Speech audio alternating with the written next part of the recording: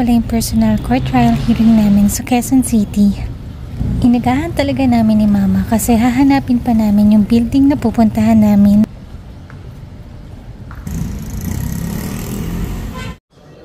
One hour advance nga pala kami pero okay lang para meron din kaming extra time para makapag-prepare.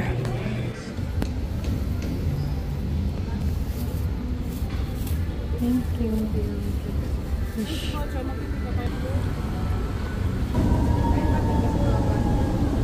Inabot nga pala ng 40 minutes yung hearing namin. And then after lunch, pupunta naman kami ng ospital ng Makati para sa anti-rabies ni Sam. Can I see your Chusang? Kensya na? Let's go. Thank you po. Opo. Thank you po.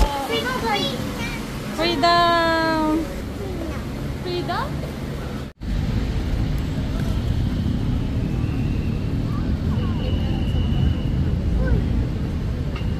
Maja.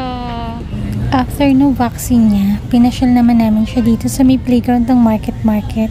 Nakakapagod naman mag-ano. Kalaro nga pala niya dyan yung kapatid ko, habang ako naman, nagmamasid lang. Para relax.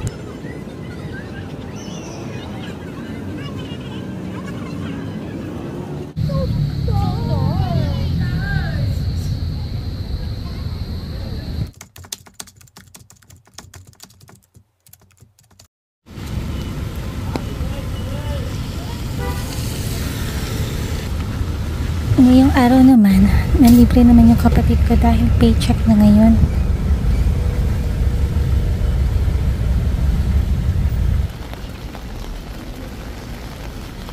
Meron nga palang bagyo ngayon, kaya malakas yung ulan.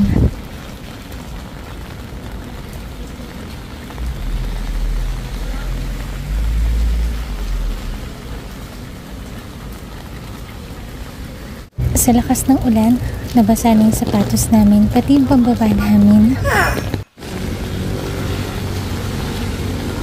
Alam niyo pa yung Google Map ng Pilipinas? Hindi din accurate. Paikot-ikot kami dyan kakahanap ng Japanese ramen.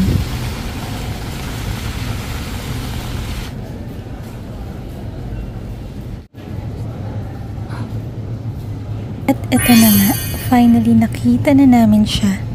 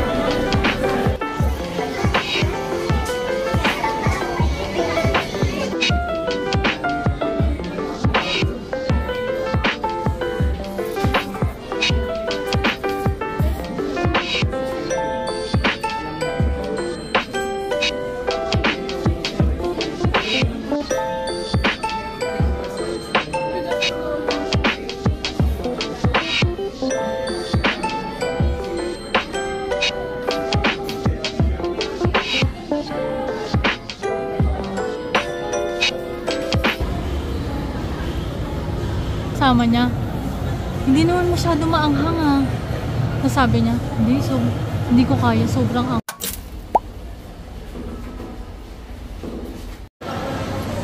Tignan mo dito sa loob.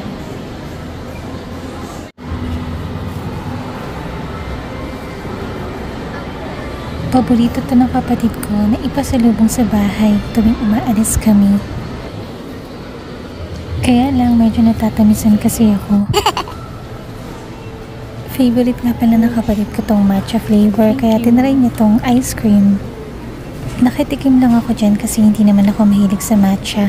Ang cute! Ang cute, gagi. And then, nag-decide na lang kami na maglakad pa uwi kasi umaambon na lang. Tapos nakita din namin tong cute na mga stray cats dito sa BGC. Ang tangos ng ilong niya, tingnan mo. Tangos ng ilong nito. Super cute. Yeah, video mo lang mataga tapos send mo sa akin. Ay, nakapost pala yun.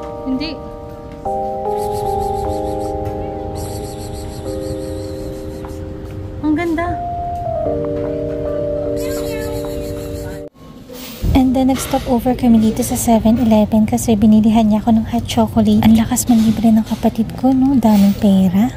Sana all.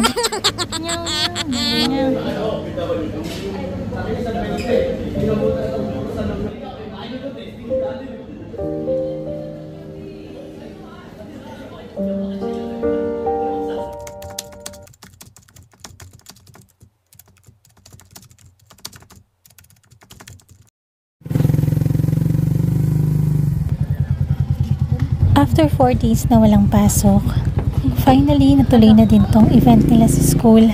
Yung gown nga pala na suot-suot ni Sam is gawa ng mother ko. Tinahin niya lang yan.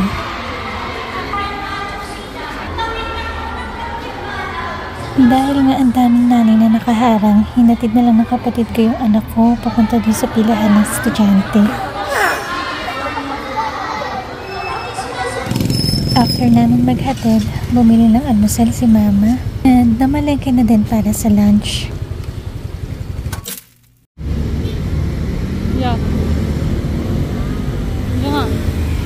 Siyempre, hindi naman ako makakapayag na walang photos and videos sa Sam na medyo aesthetic. Kaya gumala kami saglit. Your hair looks longer than last June. There's so much I've been dying to know about you.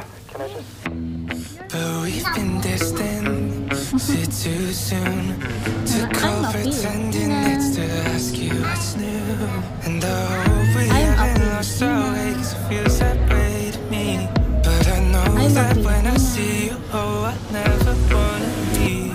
So don't be so mad, I know that it's easier said than done, and it feels like Nagchinelas lang talaga kami kasi baka umulan na naman. Yeah. Mahirap kasi kapag nabasa yung sapatos namin, masisira. Mommy, hold my hands. I cannot move. No, you're not.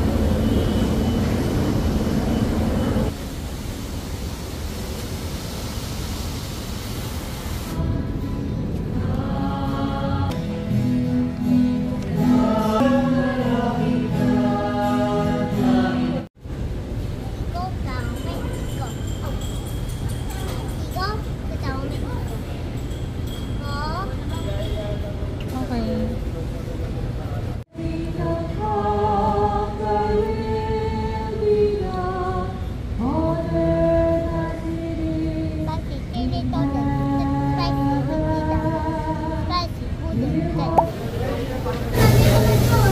Kanina habang kumakain kami ng Sam ng donuts, may lumapit sa akin.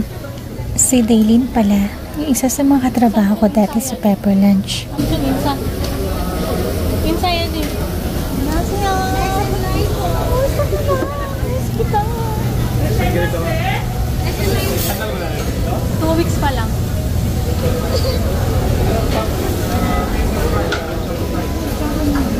More dining. Hindi na, alis pa kami. Oh, you say bye-bye. Ha? Grabe, namiss ko talaga sila.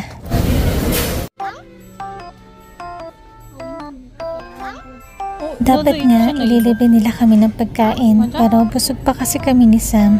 Kaya sabi ko, next time na lang pag bumalik kami. Moya, Gabi. Chicken. Ciao ba?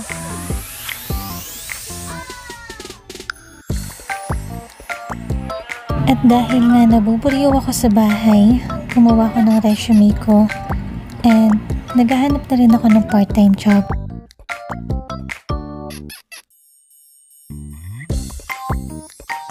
Part-time lang muna kasi kailangan ko pang asikasuhin si Sam.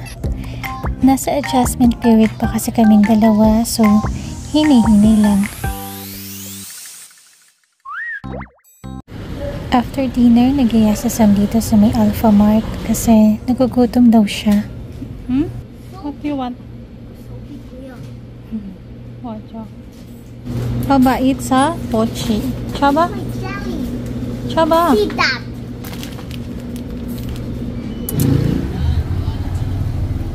Today naman, nagpaalam yung brother-in-law ko kung pwedeng isama niya si Sam sa lakad nila ni Sophie. Go to the slide!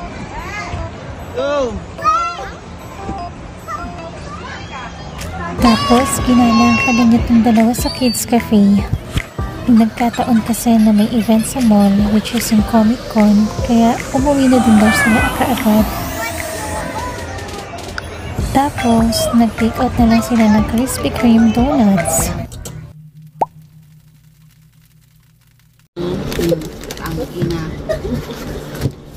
Tequila. Sorry sa heads. Asin, tang ina. Mairaos mo lang yung pulutan. Isang kutsara kasi. Tay, marami tayong asin. Marami tayong asin. Asin mo ka pa dyan. Si Oy kasi yung lalabas yung batang asin. Ano mo ka pa asin? Saan nga ito binubuksan dito? Ito o ito? Ano ito? Huwag kami. Alam mo yan? Sa gitna. Ganun.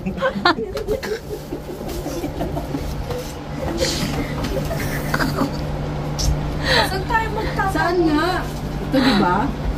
Birthday ni Ay, Kenneth. makikita natin dito. Lagyan natin dun sa Terry. Birthday ni Kenneth. Pulutan namin isang... Ito. Pwede, ibigyan mo ba? Babae daw. Huwag na, makapagalitan na tayo pag nasa is. Hindi, sa akin ay bakit. Hindi, huwag mo i-reels yan. Birthday niya, tignan mo. Hindi ka na babalot? Kailangan natin ng plastic. Ito plastic mo. Ay, hirap na isip mo. Trash bag. Ito, yan. Ito na pala. Ito nga palang napangasawa ng pinsan ko na libre ng balot and penoy. First time ko nga pala sila makilala kaya medyo nahihiya ako magpalibre. Magluluto na siya. Tapos magre-reklamo, ba't wala yung kaldero namin? Ano yung tuyo na yun?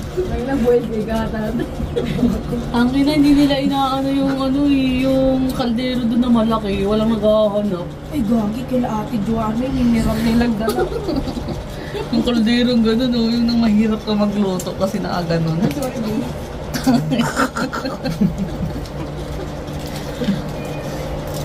Masim pa ako, maliligo pa ako. Yan. Balik naman ginagawa. Happy birthday to you. Happy birthday to you. Happy birthday, dear my dad. Happy birthday to you. Like and subscribe.